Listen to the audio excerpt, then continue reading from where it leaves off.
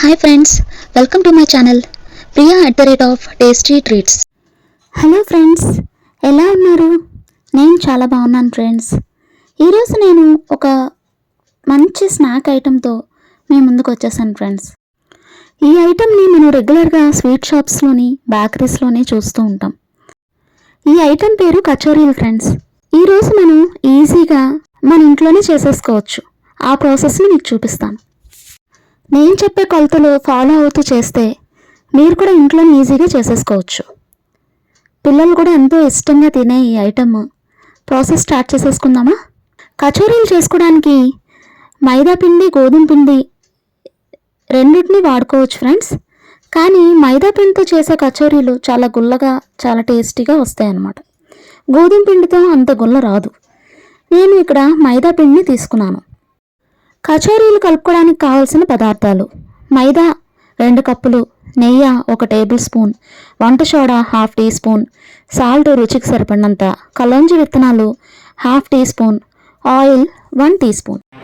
పెసరపప్పు ఒక 50 గ్రామ్స్ తీసుకొని శుభ్రంగా కడిగి 2 అవర్స్ నానబెట్టుకోవాలి.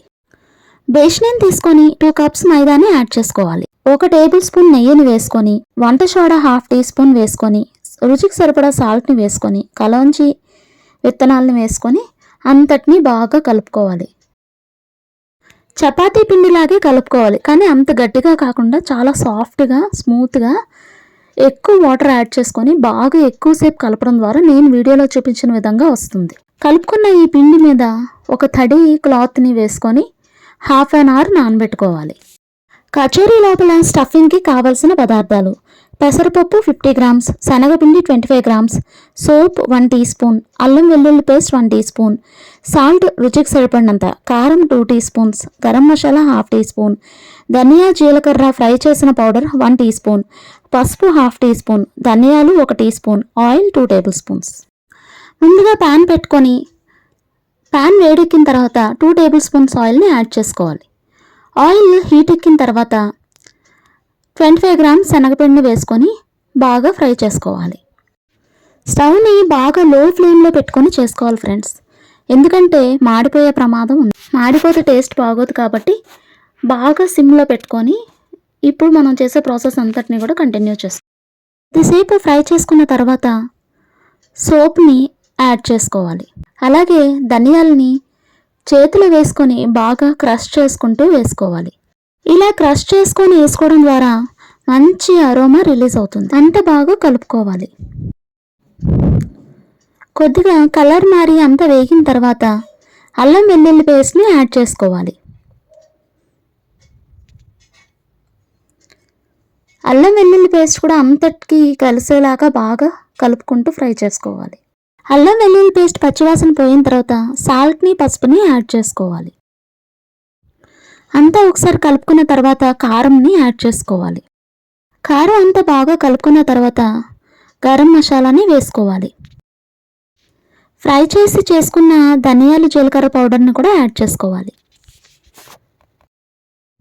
అంతా ఫ్రై అయిపోయింది ఫ్రెండ్స్. ఇప్పుడు పెసరపప్పుని యాడ్ చేసుకోవాలి. పెసరపప్పుకి ఈ ఇంగ్రీడియంట్స్ అన్నీ బాగా పట్టేలాగా కలుపుకుంటూ 5 మినిట్స్ ఫ్రై చేసుకోవాలి. మనం నానబెట్టుకున్న పెసరపప్పు వాటర్ని కొంచెం వేసుకోవాలి. ఈ వాటర్ యాడ్ చేయడం వల్ల మసాలాలు మాడకుండా, అదేవిధంగా పెసరపప్పు కూడా ఉడకడానికి ఉపయోగపడుతుంది. మనం యాడ్ చేసుకున్న ఆయిల్ అంతా రిలీజ్ అయ్యే వరకు మనం బాగా ఫ్రై చేసుకోవాలి. ఫైనల్గా కొత్తిమీరని యాడ్ చేసుకొని ఒకసారి అంతటిని బాగా కలుపుకొని స్టవ్ ఆఫ్ చేసుకొని పక్కన పెట్టుకోవాలి. స్టఫింగ్ రెడీ అయిపోయింది. ఇప్పుడు గ్రీన్ చట్నీ కోసం ఒక మిక్సీ జార్ని తీసుకొని 4 చిల్లీస్ని యాడ్ చేసుకొని, 1 ఇంచ్ అల్లం ముక్కను వేసుకొని, పుదీనా వేసుకొని, బెల్లం వేసుకొని, సాల్ట్ వేసుకొని మిక్సీ చేసుకొని ఒక బౌల్లోకి వేసుకోవాలి. Green chutney ready. ఇప్పుడు కచోరీలు చేసుకుందాం. నానబెట్టుకున్న పిండిని తీసి చిన్న చిన్న ముద్దలుగా చేసుకొని పక్కన పెట్టుకోవాలి. చేతికి ఆయిల్ని అప్లై చేసుకొని ఒక ముద్దని తీసుకొని అరచేతితో ఒత్తితే పూరీలాగా తయారవుతుంది. ఆ పూరీలో మనం తయారు చేసి పెట్టుకున్న స్టఫింగ్ని పెట్టుకొని జాగ్రత్తగా క్లోజ్ చేసుకోవాలి.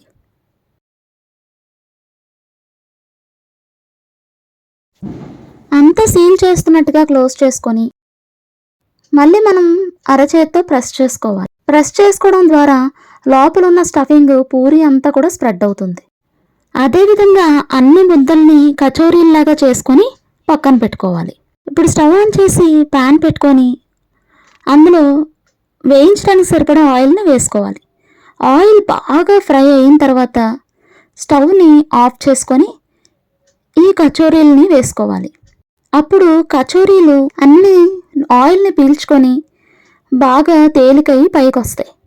అన్నీ పైకి వచ్చిన తర్వాత మనం మళ్ళీ స్టవ్ని ఆన్ చేసుకొని మీడియం ఫ్లేమ్లో పెట్టుకొని బాగా ఫ్రై చేసుకోవాలి. కచోరీల మీద చిల్లులు గట్టి తీసుకొని ఈ విధంగా తట్టడం ద్వారా అవి క్రిస్పీగా ఫ్రై అవ్వడమే కాకుండా బాగా పొంగుతాయి. ఈ విధంగా పొంగిన కచోరీలన్నీ బయటికి తీసుకొని సర్వింగ్ ప్లేట్లోకి తీసుకోవడమే. నా దగ్గర అల్లం చట్నీ ఉంది ఫ్రెండ్స్. అల్లం చట్నీని డైల్యూట్ చేసి నేను చేసుకున్న గ్రీన్ చట్నీని కూడా కలిపి సర్వ్ చేసుకున్నాను. నచ్చిందా ఫ్రెండ్స్? తప్పకుండా ట్రై చేయండి. ట్రై చేసి మీ అభిప్రాయాన్ని కామెంట్ రూపంలో తెలియచేయండి. మళ్ళీ నెక్స్ట్ వీడియోతో కలుద్దాం. Until then bye, take care. నా వీడియోస్ మీకు నచ్చితే please like, share, comment and subscribe. అలాగే పక్కనే ఉన్న బెల్ ఐకాన్ని ప్రెస్ చేయండి ఫ్రెండ్స్.